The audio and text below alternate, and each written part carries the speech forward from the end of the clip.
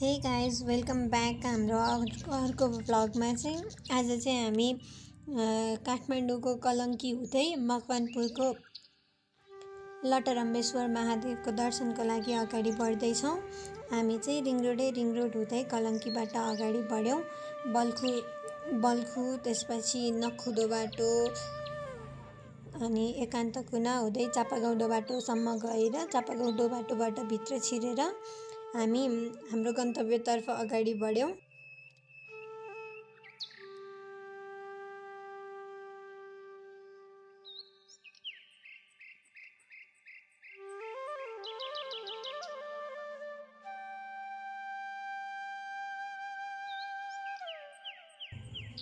ललितपुर महानगरपालिकाद्वारा रोपिएका रुखहरूमा भएका पर्पल कलरका पातहरू निकै राम्रो देखिएको थियो। पानीले भने हामीलाई छुट्टै सन्देश दिए जस्तो थोपा थोपा परिरहेको थियो।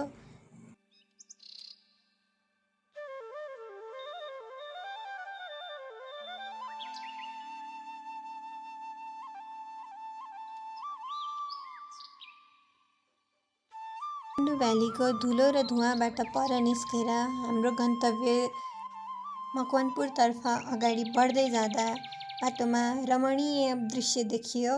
चराहरूको कुहु कुहु सुन्दै वनभरि फलेका ऐसेलु हेर्दै हाम्रो गन्तव्य अगाडि बढ्दै गएको छ। काठमाडौँबाट मकवानपुरतर्फ बढ्दै जाँदा हामीले काठमाडौँ निजगढ बनिरहेको फास्ट ट्र्याकको थोरै हिस्सा अवलोकन गर्ने मौका पनि पायौँ। काठमाडौँ निजगढ फास्ट ट्र्याक चाहिँ अहिले बनिरहेको अवस्थामा पायौँ हामीले। कामहरू धमाधम भइरहेको थियो। घरबाट हिँड्दाखेरि झन्डै 2:30 भइसकेको थियो। हामी त्यहाँ गएर एउटा होमस्टेमा बसेर भोलि मात्र लटरम्बेश्वर महादेवको यात्रा अगाडि बढाउने विचारमा घरबाट निस्केका थियौँ। हामी त्यहाँ गएर गाडी राखीवरी एउटा होमस्टे खोज्न लाग्यौँ। बाटोमा हिँड्दै गर्दा आधा घन्टा जतिको बाटो पार गरिसकेपछि हामीले एउटा होमस्टे पायौँ। त्यो नपुगी नै पानीले आक्रमण गरे झैँ आकाशबाट पानी दर्किसकेको थियो। होमस्टे पुगेपछि त झनै चट्याङ परेर बिजुली चम्केर पानी ठुलो बर्स्यो। उता माथि दर्शन गरेर फर्किसक्नु भएको यात्रीहरूले पनि निकै दुःख पाउनुभयो। भोलिपल्ट भने सबेरै हाम्रो यात्रा सुरु भएको थियो। तल होमस्टेबाट हामी करिब 6 बजे उठेर हिँडेका थियौँ। माथि अर्को होमस्टे पनि रहेछ। माथिको होमस्टे पुग्दा भने हामीलाई झन्डै 1 घन्टा लागिसकेको थियो। माथिको होमस्टे पुग्ने बित्तिकै पानी फेरि पनि दन्केर पर्यो। पानी परेकै कारण हामी त्यसै होमस्टेमा 1 घन्टा जति बस्यौँ। त्यसपछि हामी हाम्रो गन्तव्यतर्फ फेरि अगाडि बढ्यौँ।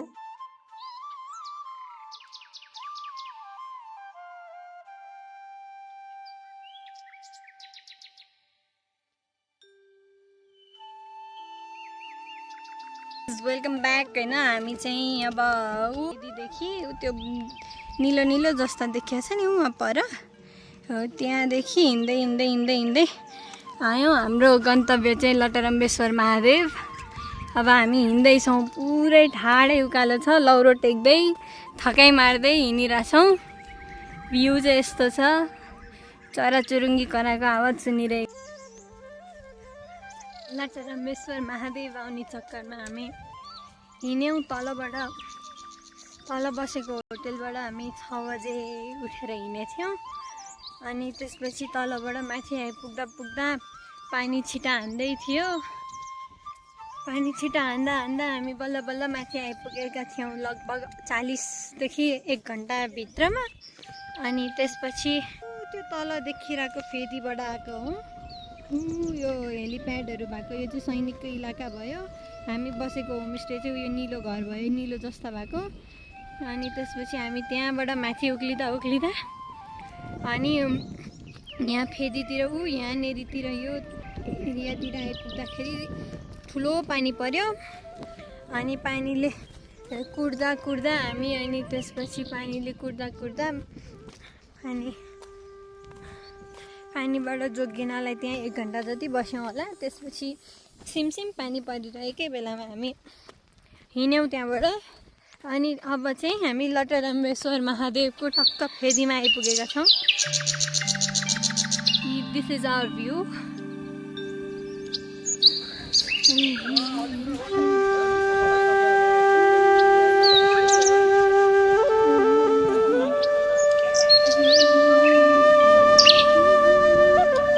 हामी चाहिँ अब लटरम्बेश्वर महादेवको त्यहाँनिर चाहिँ लटरम्बेश्वर महादेव मन्दिर छ।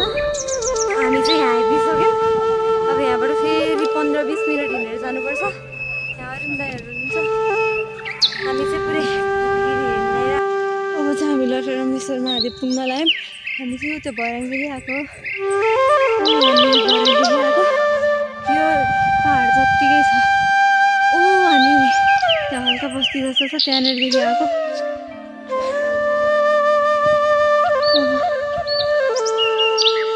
बाटो यस्तो छ है।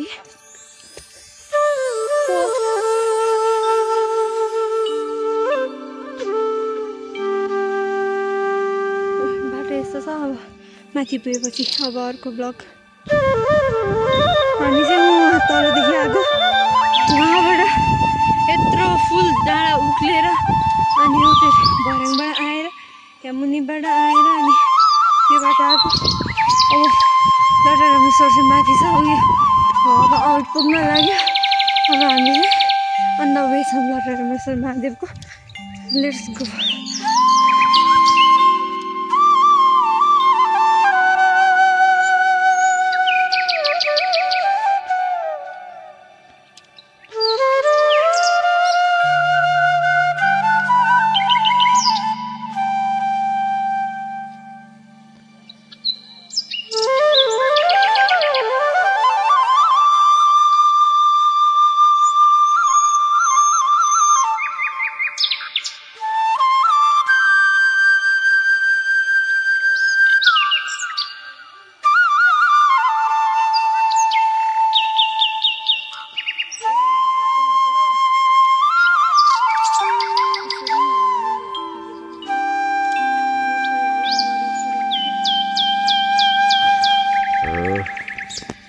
फास्ट ट्र्याकको सुरुङ मार्ग चाहिँ यहाँ तल छ।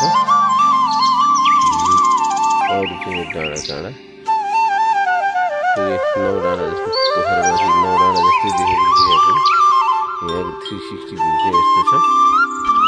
वरिपरि डाँडै डाँडा। त्यहाँ फुलेको बेचन यो ठाउँमा चाहिँ हिमाल देखिँदैछ। अहिले चाहिँ फुलेको छैन।